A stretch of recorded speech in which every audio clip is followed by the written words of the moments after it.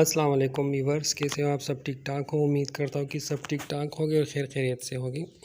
Viewers, तो आज आप लोगों के लिए एक बहुत ही अच्छा सालाना फेयर लेकर आया हूँ, जो बहुत ही अच्छा फेयर है। मतलब फुल वाइट आइज़ में है और मतलब पट्टा पट्टी है, दोनों अभी 10 पर साफ हुए, घर की ब्रीड में से हैं।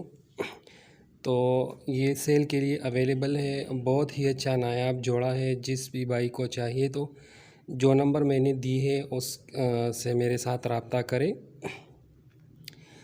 आप आइज़ देख सकते हैं, बिल्कुल वाइट आइज़ में है और फुल ग्रीन चाप में है ये जोड़ा, और बहुत ही अच्छा जोड़ा है। तो जिस भी मेरे भाई को चाहिए, मेल है। और अभी मैं आपको फ़ीमेल का भी शो करवाने वाला हूँ।